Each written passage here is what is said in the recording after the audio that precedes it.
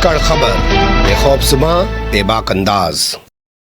धाकड़ खबर में आपका स्वागत है। मैं आपके साथ हूं अकरम रईस खान। वैश्विक हलचल, जी हां, वैश्विक हलचल का वो ताजा बुलेटिन लेकर एक बार फिर से आपके सामने हाजिर हो चुके हैं, जिसमें बात करते हैं देश दुनिया ही नहीं, गाजा, फिलिस्तीन, इजराइल, ईरान, लेबनान, सीरिया, रूस और यूक्रेन की खास तौर पर। इसके अलावा बहुत सारी खबरों से आपको रूबरू कराते हैं विशेष रूप से।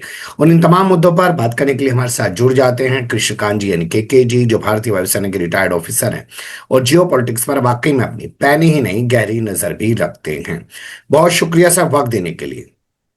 Thank you mister Akram. Bulletin की शुरुआत करते हैं और पहली खबर जो मैं आपके सामने रखने जा रहा हूं वो है अमित शाह से जुड़ी हुई, जो देश के गृह मंत्री भी हैं, सहकारिता मंत्री भी हैं, पार्टी के राष्ट्रीय अध्यक्ष भले ही ना हो, लेकिन आज भी तमाम पार्टी को वही चला रहे हैं। जेपी नड्डा को तो एक चाबी का गुड्डा बना रखा है। उनके हवाले से खबर छपी है। उन्होंने कहा जो ये वामपंथी है ना, जो इनकी विचारधारा है, ये और हिंसा दोनों एक दूसरे के पूरक हैं। क्या वाकई में ऐसा है? अब आप देखें, मैं इन पर ज्यादा नहीं कहूंगा। आपने इनका प्रस्तावना में जो कहा वो सही है। मैं इतना ही कहूंगा कि दूसरी तरफ ट्रम्प भी पूरी जोर लगा रहे हैं, यहां तक कि वह यहां तक कहने से नहीं चूक रहे हैं कि डेमोक्रेटिक पार्टी जो है सो वामपंथी पार्टी है। कहां से डेमोक्रेटिक पार्टी वामपंथी हो गया? उनकी दिमाग की उपज है या ख्वाब है या जानबूझ के जनता के बीच में फैला रहे हैं और कह रहे हैं कि जब तक वामपंथी विचारधारा खत्म नहीं होगा तब तक जो है सो हिंसा नहीं खत्म होगा। और हम पूरी दुनिया में देखें, भारत में देखें तो हिंसा फैलाने वाले, औरतों के खिलाफ दुष्कर्म करने वाले, आदिवासियों और अल्पसंख्यकों के खिलाफ लड़ने वाले, धर्म जाति के आधार पर लड़वाने वाले, यह दक्षिणपंथी है, ना कि वामपंथी है। वामपंथी हमेशा अन्याय, शोषण और प्रताड़ना के खिलाफ लड़ते हैं, ना कि केवल हवा में से युद्ध करते हैं। वास्तव में कहा जाए तो साम्यवादी, वामपंथी और साम्यवादी में क्या अंतर है यह इन्हें नहीं पता होगा। यह अधिकांश वो जो वामपंथियों पर अपना या उनको अर्बन लेफ्टिस्ट या अर्बन नक्सलाइट कह के जो कह रहे हैं, उनको बिल्कुल नहीं पता होगा कि ये वामपंथी और साम्यवादियों में क्या अंतर है, क्यों ऐसा कहे जाते हैं, क्या उनका लक्ष्य है, यह इनको अंदाजा भी नहीं है। क्योंकि ये लोग इस मामले में अनपढ़, अज्ञानी नहीं, बिल्कुल अंधविश्वासी भी हैं और धूर्तता के कारण ये समझने में असमर्थ है कि क्यों और कैसे आवश्यक है कि समाज आज जहां पहुंचा हुआ है, भारत ही नहीं पूरे विश्व भर में, वहां पे इनके आधार को खत्म कर, निजी पूंजी को खत्म कर, जिसकी चापलूसी में रहते हैं, जिसकी दलाली ये करते रहते हैं, उसको खत्म कर हम एक नया समाज बनाना चाहते हैं। जी बिल्कुल, आपने बहुत कम शब्दों में बहुत बड़ी बात कह दी है, लेकिन इसको सोचने और समझने के लिए आज के दौर में जो गोबर और गोमूत्र की बातें की जा रही है, उससे आगे निकल के सोचना समझना पड़ेगा। अगली खबर भी नरेंद्र मोदी से जुड़ी हुई है, यानी कि भाजपा के लोगों से जुड़ी हुई है। किताब लिख रहे हैं साहब, भाभी जी की प्रस्तावना लिख डाली है उन्होंने, ऑटोबायोग्राफी की। हाँ, मैंने पूरा नहीं देखा। मन की बात कहते हैं, बहुत गौरवान्वित हैं, बहुत प्रसन्न हैं, और इनके जो समर्थक हैं जो बिना सोचे समझे इसी आधार पे करते हैं कि हमारा देश हिंदू धर्म बन रहा है और विश्व में गुरु बन चुका है, तो उन्हें बड़ी खुशी होगी कि भाई वह भी जो है सो प्रस्तावना यहां से लिखवा रही हैं। वैसे पूरे दुनिया भर में जो अति दक्षिण पंथी हैं, आपस में जितना मिल रहे हैं उतने ही जोर से लड़ रहे हैं। कभी सोचिए, ट्रंप का उदाहरण ले, हमारे बहुत अच्छे खासे मित्र थे, इन लोगों के तो थे ही थे, हाथ में हाथ लगा के घूम रहे हैं। इस बार ट्रंप की सरकार कह रहे हैं, अब उनके साथ जो है सो 36 का आंकड़ा हो गया है। तो हम्म। यह दिखावा है और जनता को मूर्ख बनाने की बातचीत है और कुछ नहीं है। उससे हमारे ऊपर असर नहीं पड़ता है।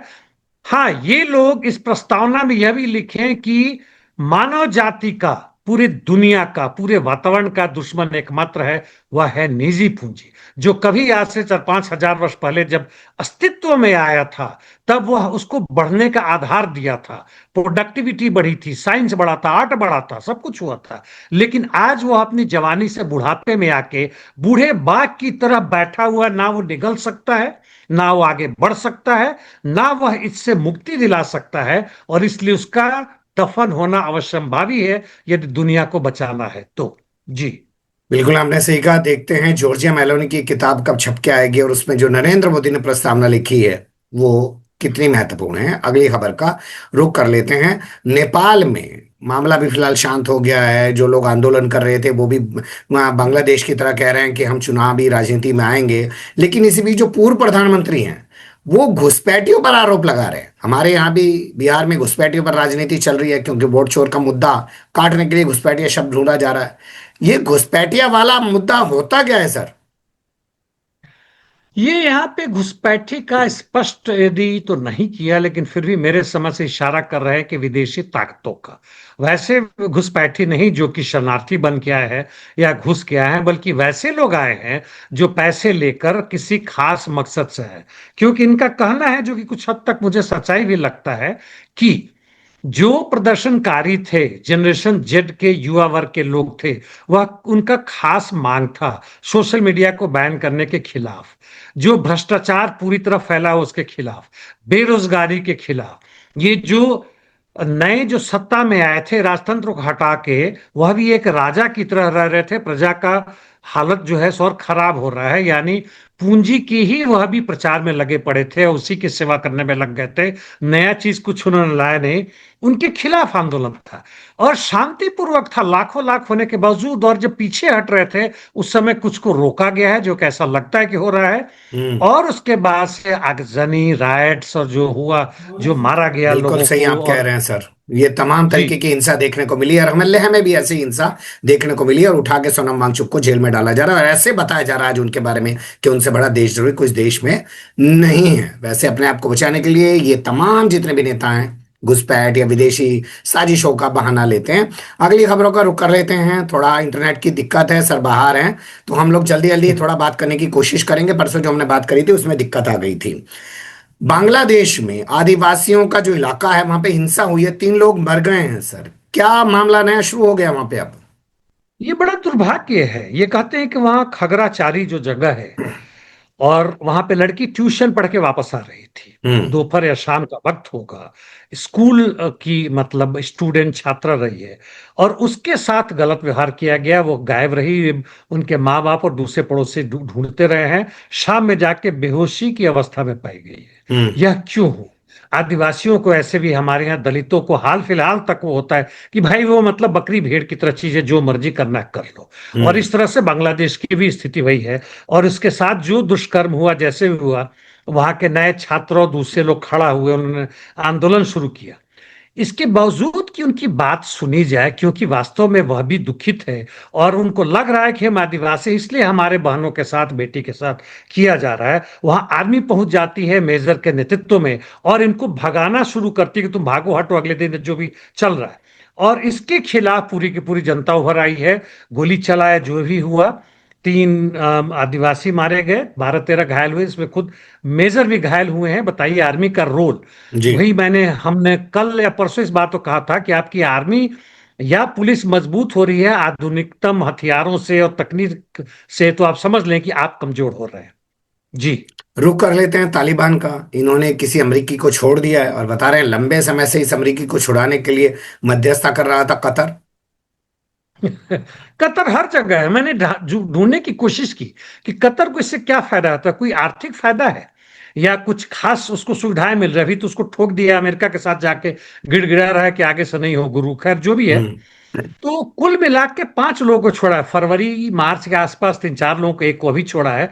और इसमें नेचुरली जो एक और है अमेरिकी डिप्लोमेट भी है, और कतर की तरफ से भी इसमें की गई है।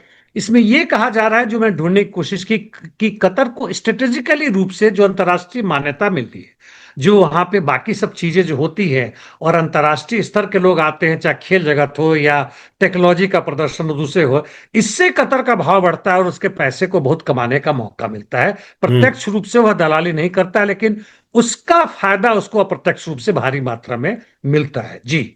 भारत और पाकिस्तान से जुड़ी खबरों का रुख करते हैं। खेल जगत की तो खबरें क्या बताएं, वो तो तमाम तरीके से मीडिया आपको पहुंचा ही रहा है, लेकिन हम बात करना चाहते हैं वहां के रक्षा मंत्री को लेके, जो खुल्लम खुल्ला कह रहा है उस दौर में जब लग रहा है कि अमेरिका प्रस्त हो चुका है पाकिस्तान, कि अमेरिका के साथ रहने में हमें फायदा नहीं है, हमारा भविष्य चीन के साथ है। तो ये इसके सुर बदल रहे हैं, सच इसके मुंह से निकल गया, क्या हो गया सर? देखिए, एक तो हमें यह मानना पड़ेगा कि पाकिस्तान की विदेश नीति जो भी हो, अभी वह बड़ा सफल है कि तीन भिन्न भिन्न देशों के साथ जो बहुत महत्वपूर्ण है सामरिक स्थिति से, उनके साथ उनका अच्छा संबंध है। जिसमें अमेरिका आपने कहा, दूसरा चीन आता है, तीसरा रशिया आता है। भारत के साथ संबंध जो भी है उस पर हम लोग अभी बात ना करेंगे। और यह जो रक्षा मंत्री ने जो अपना वक्तव्य दिया है, उस समय दिया है जबकि अभी पाकिस्तान के प्रधानमंत्री और वहां के chief of army staff, field marshal, ये सब दोनों वहां जाते हैं, बातचीत होता है, जो भी यूएनजीए में गए हुए। और वहां पे वह ट्रंप को कहते हैं कि यह मैन ऑफ पीस है, यानी शांति के इंसान है। इतना बड़ा झूठ, इतनी बड़ी चमचागिरी जो भी हो। तो डिफेंस मिनिस्टर ने जो कहा है, हो सकता है बात बदले, लेकिन जो उन्होंने कहा है वह सही है। एक तो जियोग्राफिकल रीजन है ना, बिल्कुल सटा हुआ अमेरिका दूर दराज में है। नंबर टू, जब से देश स्वतंत्र हुआ इनका 1947 में, तब से चीन इनके साथ है। नंबर थ्री, इनका डिफेंस का जो भी बेसिक है इनके साथ है। सारा सब मेरीन से लेके, टैंक से लेके, हवाई जहाज से लेके, एयर टू एयर मिसाइल से लेके, पिछले 4 दिन में भी इनकी इज्जत बची है और इन्होंने भारत को आंखें दिखाई हैं। उसका कारण चीन है, ना कि पाकिस्तान कहीं से होता है। और अमेरिका की उसमें हाथ बिल्कुल नहीं है। और अंततः जो इनका चाइना पाकिस्तान को इकोनॉमिक कॉरिडोर या दूसरा कुछ बन रहा है, इसके साथ बांग्लादेश के साथ अच्छा संबंध होना, इसलिए इन्होंने जो कहा है उसमें सच्चाई है। जी। क्या चालाकी भी है कि प्रधानमंत्री और फील्ड मार्शल को भेज दो अमेरिका, और चाइना की तारीफ करवा दो रक्षा मंत्री से? चालाकी भी है। चालाकी भी है, लेकिन एक तरह से कहूं तो यह बेबाकी संभवतः अमेरिका को पसंद ना आएगा। लेकिन क्या इनको जरूरत पड़ी? कैसा, इन्होंने कहा अपना महत्व दिखाना चाहते हैं, क्योंकि उनका स्थिति जो है सो भारत के जो डिफेंस मिनिस्टर है, रक्षा मंत्री है, हमारे भारत में जो उनका हैसियत है उससे उनका बेहतर है। उनको जरूरत नहीं पड़ती कि इस तरह की कुछ भी स्टेटमेंट दे दे अपने करने के लिए। लेकिन उनको क्या जरूरत पड़ी, क्यों ऐसा हुआ, नहीं मालूम। लेकिन जो उन्होंने कहा, चालाकी तो है ही है, सच्चाई भी बयां कर दिया उन्होंने। जी। चलिए, अब गाजा और मिडिल ईस्ट से जुड़ी खबरों का रुख कर लेते हैं, और सबसे पहले चलते हैं ईरान की तरफ। आईआरजीसी के जो चीफ हैं वो ईरान, वो पाकिस्तान और सऊदी अरब के बीच हुए समझौते की तारीफ कर रहे हैं, और कह रहे हैं कि हमारे साथ भी ऐसा समझौता होना चाहिए। तो क्या वो तमाम मुस्लिम देशों को जोड़कर कोई बड़ा गठजोड़ बनाने की बात कर रहे हैं, ताकि अमेरिका और इसराइल को कोई चुनौती दी जा सके? देखिए, ये जो पैक्ट हुआ, हम इसकी चर्चा कर चुके हैं, ईरान और माफ कीजिएगा, पाकिस्तान और सऊदी सऊदी, अरबिया हाँ और जी, हाँ जी। पाकिस्तान। जी। जी। तो वह एक धमाका की तरह था। अंदर से भले ही कुछ लोगों को पता हो, अमेरिका और को पता हो, लेकिन वास्तव में पूरे मिडिल ईस्ट या अरब कंट्रीज या मुस्लिम कंट्रीज के लिए एक बहुत बड़ा धमाका था। और पाकिस्तान की विदेश नीति में जबरदस्त इजाफा हुआ है। आईआरजीसी ने इनकी प्रशंसा की है, ईरान ने भी प्रशंसा की है। इन्होंने इसकी शिकायत नहीं की है। और उन्हें अचानक ये लगा है कि जो दशकों से वो कोशिश कर रहे हैं अपना न्यूक्लियर बॉम्ब बनाने का, प्रत्यक्ष रूप से भले ही ना बोल रहे हो, लेकिन उनकी कोशिश है। और जहां तक नॉर्थ कोरिया है, वो बार बार कह रहा है कि यदि तुम कर रहे हो तो आत्मरक्षा की जरूरी है। वह उनके लिए सबक है, खासकर बिल्कुल। जो पिछले बार इनकी लड़ाई हुई थी 1 दर्जन दिनों के लिए। हम्म। तो ये जो अब ओपनली मांग कर रहे हैं, अंदर से इनको जरूर बातचीत चल रही होगी। क्या सऊदी अरेबिया इसे पसंद करेगा, यह सोचने की बात होगी। और जहां तक ये मुस्लिम कंट्रीज की एकता की बात कर रहे हैं, वह तो बहुत दूर की कौड़ी है। मतलब मुझे कहीं से ठीक है। वह नजर नहीं आ रहा है। हाँ, एंटी इंपेरलिस्ट, एंटी जियोनिस्ट रिजीम के खिलाफ यदि आधार बनाते हैं, जो कि इनकी ताकत नहीं है बोलने की, धर्म के बिना। आपने उस दिन कहा था कि शिया सुन्नी का भी लफड़ा है, मैं हम्म। उसमें नहीं जाऊंगा क्योंकि मुझे एक तो मालूम भी ज्यादा नहीं है। तो वह जो इनका आधार यदि बनाने की कोशिश करते हैं, उस पर सफल नहीं होंगी। जी। ईरान जो कह रहा है कि जो प्रतिबंध उस पर लगाए गए हैं, देशों से अपील करके कि भैया तुम उन प्रतिबंधों पे ध्यान मत दो, हमारे ऊपर ये सब कार्रवाई मत करो, क्या लोग सुनेंगे उसकी बात? लोग सुने ना सुने, जिनके साथ इनका संबंध था, चीन, रशिया, भारत भी जितना भी 50-60% पहले से जितना लेता था उससे कम ले रहा है। लेकिन नॉर्थ कोरिया वगैरह से जो भी संबंध है वह तो खुलेआम है। लेकिन इस आह्वान का मायने है कि भाई अब हम तुम्हारे दबाव में नहीं करेंगे। हम आईएईएस से भी संबंध नहीं रखेंगे, हालांकि भी है, वह भी तोड़ देते हैं।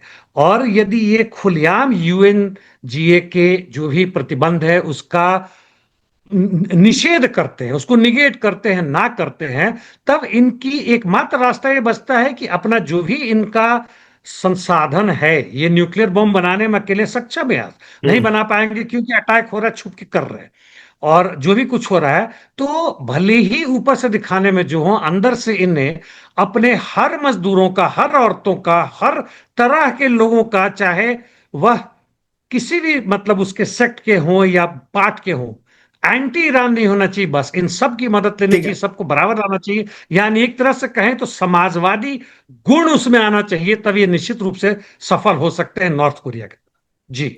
दो तीन घटनाक्रमों को जोड़ के मैं एक खबर आपके सामने रखना चाहता हूं और आपकी टिप्पणी चाहता हूं। ट्रंप ने बाकायदा ट्वीट करके कहा कि मिडिल ईस्ट के लिए कुछ खास होने जा रहा है। क्या वो खास होगा? दूसरा, टोनी ब्लेयर को गाजा में भेजने की जो चर्चा चल रही है उसका हमास ने विरोध किया है। लेकिन इस बीच ये भी खबर आई कि जो अमेरिका का राजदूत है इसराइल में, माइक हक्काबी, वो मिस्र जा रहा है। ये सब चल क्या रहा है?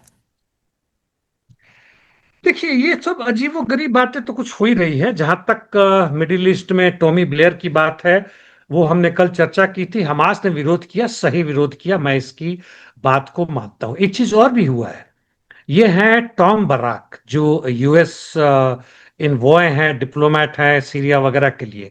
उन्होंने ये कहा है, ये थोड़ा सा अलग है, फिर भी हमें सुनना चाहिए, कि हिजबुल्लाह जो है लेजिटिमेट है। यानी वह हम्म। इलिजिमेट नहीं है, वह एक न्यायपूर्ण है, एक सही है। एक वैध लेबनान राजनीतिक की, दल है। यस, राजनीतिक दल है, और लेबनान का जो पॉलिटिकल सिस्टम है उसके अंदर है। इसलिए उसके साथ कुछ भी करना, उसको यह कहना कि हम उसके निरस्त कर देंगे, मुश्किल है। और यह एक दिन के बाद स्टेटमेंट आया है, जबकि हिजबुल्लाह के जनरल सेक्रेटरी ने कहा कि हम नहीं हथियार छोड़ेंगे और हमारे लिए जरूरी है। तो कुल मिलाकर देखें, ट्रंप जो कहते हैं उसकी बात पर हम ध्यान न दें। वो महीनों से कह रहा है कि शांति होने वाली, कुछ होने वाला है, कुछ क्या, बहुत कुछ हो रहा है यार। यहाँ पे हमास ने यह भी एक कहा है, इसराइल को सीधे सीधे कहा है इनके पॉलिटिकल विंग ने, कि तुम जो गाजा सिटी में आक्रमण कर रहे हो, तुम्हारे टैंक बढ़े आ रहे हैं, तो तुम्हारे जो भी बंदी है यहीं पे है, वो हम मारे जाएंगे। कुछ समय पहले उनका वीडियो भी लाया था। तो हम्म। कुल मिलाकर हम ऐसी स्थिति में पहुंच रहे हैं जहां कि इसराइल अलग थलग पड़ रहा है कहीं ना कहीं से। अंदर का प्रतिरोध बहुत जबरदस्त जारी है, और अमेरिका इसराइल में बेचैनी बढ़ रहा है। एक चीज और भी कहूं, कि जब सब के सब लोग यूनाइटेड नेशंस के जनरल असेंबली में भाषण दे रहे थे, नेतान्याहू लोग, अधिकांश लोग चल गए, 10-12, और 4-5 इनके चमचे जो बचे हुए थे, मतलब इनके जो अधिकारी वगैरह थे वो बचे हुए थे, तब इनके चेहरे में ना खुशी थी ना जोश था। झूठ पे झूठ बोलने के बावजूद भी यह आदमी डरा हुआ लग रहा था। जी। बिल्कुल आप सही कह रहे हैं, लेकिन आपका ये कहना कि इसराइल अलग थलग पड़ता दिख रहा है, इसराइल और अमेरिका में बेचैनी देखी जा रही है, लग तो ऐसा रहा है जब से ये 21 पॉइंट्स पर आधारित ट्रंप ने प्लान लॉन्च किया, हालांकि पब्लिकली अभी वो सामने नहीं आया है। अरब के जो देश हैं उनके साथ मिलकर वाकई में ट्रंप ने कोई परपंच रच लिया है, क्योंकि ट्रंप का ये कहना कि तमाम स्टेक होल्डर अब तैयार हैं। ट्रंप कूद बहुत रहे हैं, हो सकता है अंदर अंदर कुछ हुआ हो। सैकड़ों जनरल और इनके जो मार्शल एडमिरल्स इक्विवेलेंट जो नेवी एडमिरल्स वाले वगैरह। एडमिरल्स, हम्म। जी, वो सब से यहाँ पे मिल रहे हैं इनके डिफेंस उसे करके। तो एक तो दिखावा भी है, हर जगह दिखा रहे हैं कि भाई हम ये बड़ी चीज हो गए, और अपनी जनता को दिखा रहे हैं। यह कोई अंतर नहीं पड़ता कि यह पाकिस्तान का हेड हो, भारत का हो, जर्मनी का हो, इटली के हो, या अमेरिका के हो, इंग्लैंड को, इनको दिखाना मजबूरी है। क्योंकि जो वास्तविक चीज है, जो देना है जनता को, रोजगार, हम्म। शिक्षा, स्वास्थ्य, घर, यह देने में असमर्थ है, नहीं दे सकते हैं। या तो पूंजीपतियों की चमचागिरी करें या जनता को दे, जो ये नहीं कर सकते, इसी के लिए बने हुए हैं। भले ही कितना भी जोर लगाया कि वामपंथी जो है सो कि हंगामा कर रहे हैं, तो वामपंथी क्या, जनता के बीच से वो वामपंथी खड़े हो बिल्कुल रहे हैं, बिल्कुल बिल्कुल। जिनको जरूरत है। वो अलग से बाहर से आके नहीं आ रहे, नाम चंद्रमा से आ रहे हैं, नाम विदेश से आ रहे हैं, नाम घुसपैठी है। तो ये कुछ ना कुछ मिडिल ईस्ट में हो रहा है जो आप कर रहे हैं, और बिल्कुल ट्रंप का प्रपंच चल रहा है। देखते हैं किस रूप में आता है, 2-4 दिन में तो सामने आना ही आना है। जी। बिल्कुल आपने सही कहा वैसे शुरुआत में ही कि वो लोग वामपंथ में बोलने की कोशिश करते हैं जो सच में वामपंथ को जानते ही नहीं और कुप्पड़ होते हैं। अब शुरुआत कर लेते हैं ट्रंप मान से जुड़ी खबरों की। और आपने अभी कहा कि नए लोग लोगों को शिक्षा दे पा रहे हैं ना स्वास्थ्य दे पा रहे हैं, लेकिन मैं कह रहा हूं ये तो सुरक्षा भी नहीं दे पा रहे हैं। कम से कम आदमी ठीक तो रहे। अमेरिका में जंगल राज सा फैल गया, मिशिगन में चर्च में घुसकर गोलियां चला दी गई, 4 लोगों को मार दिया गया, पुलिस हमलावर को मार के शेर बन रही है। क्या इससे कानून व्यवस्था ठीक हो जाएगी? बिल्कुल नहीं, पूरे चर्च में भी आग लगा दिया है, और ट्रंप कहते हैं कि चर्च में आग लगाना आज के समय में बहुत गलत है, आतंकवाद है, वगैरह वगैरह। तुम क्या कर रहे हो? तुम भी तो हर जगह वही कर रहे हो, और तुम्हारा जीतने का आधार भी वही था। पिछली बार तुम हार रहे थे तो जबरदस्ती उसको पलट करना चाहते थे ताकि तुम्हें प्रेसिडेंट के रूप में मान लिया जाए। तुम कहीं से भी शांति प्रिय आदमी नहीं हो। तुम्हें कहीं से भी मतलब नोबेल पीस प्राइज नहीं मिलना चाहिए। कल ही कुछ लोगों से यहाँ पे हैदराबाद में बातचीत चल रहा था और हमारे एक सुनने वाले ने लिखा था कि एंटी नोबेल पीस प्राइज जो है, यानी अभी जो बना रहे हैं कि डिफेंस मिनिस्ट्री से वॉर मिनिस्ट्री बना रहे हैं, उसके लिए इन्हें पदक मिलना चाहिए कि सबसे बड़ा टेररिस्ट स्टेट का, वहां अमेरिकी जनता की बात नहीं कर रहा हूं, टेररिस्ट स्टेट के हेड है। तो जो भी कहें, आज अमेरिका कहीं से भी शांति प्रिय नहीं है और वहां गरीबीकरण भी बढ़ रहा है। वहां आप सड़कों पे जाएंगे तो लोग सड़कों के किनारे वैसे ही नजर आएंगे जैसे भारत में रह रहे हैं। जी। अगली खबर का रुख कर लेते हैं। न्यूयॉर्क का चुनाव पूरी दुनिया में मेयर का जो चुनाव है वो चर्चा का विषय बना हुआ है। एरिक एडरसन हट गए हैं, तो क्या अब ममदानी जीत नहीं पाएंगे? ये जो हट गए हैं एरिक जो जनाब हैं, जो पहले के अभी अभी सर्विंग मतलब मेयर है। एक खबर ये है कि संभवतः उनका ट्रंप से कुछ मतलब बातचीत हो गया। ट्रंप ने उसको कोई पोस्ट या कुछ पैसे देने की बात की, भाई तो हट जाओ। दूसरी चीज कि इन्होंने अपना कारण बताया कि राजनीतिक रूप से इनको लग रहा था कि नहीं जीतेंगे। आर्थिक रूप से इनका जो भी पैसा था कहीं किसी चीज में फंसे हुए, जिससे इनका मिलियंस ऑफ डॉलर को रोक दिया गया, तो चुनाव लड़ेंगे कैसे। और ट्रंप की पूरी कोशिश है कि ममदानी को हराए और इसलिए को हटा दिया है। और इनके जो अपने जो कैंडिडेट हैं यानी रिपब्लिकन का, वो जीतेगा। और एक और जो दूसरा संभवतः उसको भी हटाएंगे ताकि डायरेक्ट फाइट हो। लेकिन इस डायरेक्ट फाइट से जहां तक ममदानी का कद है वह ऊपर हो रहा है, उनकी जीतने की संभावना बढ़ रही है, क्योंकि इनके जो अपने बंदे हैं उससे भी वह 10% आगे चल रहे हैं ऑनलाइन सर्वे के हिसाब से। जी। पोर्टलैंड में सेना लगाने का क्या मामला है जिसके चलते ट्रंप पर मुकदमा कर दिया गया सर? ये बड़ा ही झूठ बोलते हैं ट्रंप और वहां के जो मेयर है, जो भी है, गवर्नर मेयर, ये सब कह रहे हैं कि भाई ये जो है सो ओवर रीच है, जबरदस्ती दिखावा है। कुल मिलाकर ये मैंने नोट किया इसलिए बता दूं कि जो आईसीई है, आईसीई माना यानी जो लोगों को पकड़ धकड़ रहे हैं, इमिग्रेशन वाला। इमिग्रेशन एंड हम्म। जी, वो सब जो है कस्टम एनफोर्समेंट जो है, हम्म। उनके खिलाफ ये लोग आंदोलन करते हैं कि तुम पहुंच जा रहे हो। और कुल मिला के 30 लोग थे और उसको करने के लिए इनका जो है सो गवर्नमेंट का जो गार्ड है यानी मिलिट्री है वो पहुंच रहा है। तुम जबरदस्ती दिखा रहे हो और तुम्हारी कोशिश है जो कोर्ट में गए, इसके पहले इन्होंने वाशिंगटन या सॉरी लॉस एंजलिस में भेजा था। तो ये आप दिखाने की कोशिश कर रहे हो और एक तरह से मिलिट्री के डिप्लॉयमेंट को एक रेगुलर चीज बना रहे हैं। यह दक्षिण पंथियों की बहुत बड़ी खूबी है कि धीमे धीमे कर करके, छोटे छोटे करके, जैसे जगह का नाम बदलाई, थोड़ा सा हंगामा हुआ, रुक जाओ। आपने टैक्स बढ़ा दिए 90 रुपए से 100 रुपए कर दिए पेट्रोल पे, हंगामा हो तो घटा के 95 कर दीजिए, है ना। जैसे आपने जीएसटी बढ़ा दिया और फिर कुछ घटा दिया, जनता बड़ी खुश है। अमृत महोत्सव हो रहा है, जनता मतलब गदगद हो गई, अब तो आधे दाम पे मिल रहे हैं, लोग यहां तक भी कर रहे हैं। केवल टैक्स घटा है, मूल प्राइस पे कुछ नहीं घटा है। खैर जी। जो भी हो, तो ये सब चीजें कोर्ट पे ले गए हैं कि ये उस चीज को जनरलाइज कर रहे हैं ताकि मिलिट्री इंटरवेंशन हो। नंबर 2, जहां इनका विपक्ष है वहीं पे ये कर रहे हैं, बिल्कुल। यानी यह डेमोक्रेट्स और दूसरे उसको बर्बाद करने की कोशिश कर रहे हैं। और यह जो है एक तरह से पूरे अमेरिकन कॉन्स्टिट्यूशन, अमेरिकी डेमोक्रेसी के खिलाफ है। तो मुझे उम्मीद है कि इनके पक्ष में जाएगा और ट्रंप के खिलाफ वर्डिक्ट जाएगा। उम्मीद है, देखते हैं। जी। बहुत सारे मामलों में और भी मुखी खा चुके हैं। हार्वर्ड यूनिवर्सिटी वाले मामले में हमने देखा कि कैसे अदालत ने करारा तमाचा सा जड़ा है ट्रंप को, जो फंडिंग रोक दी गई थी यूनिवर्सिटी की। लेकिन क्या करें, बेशर्मी बहुत बड़ी चीज होती है। बहुत शुक्रिया सर, आपने वक्त दिया। फिर आपके साथ किसी और मुद्दे पे जुड़ने की कोशिश करेंगे। धन्यवाद। Thank you mister Akram.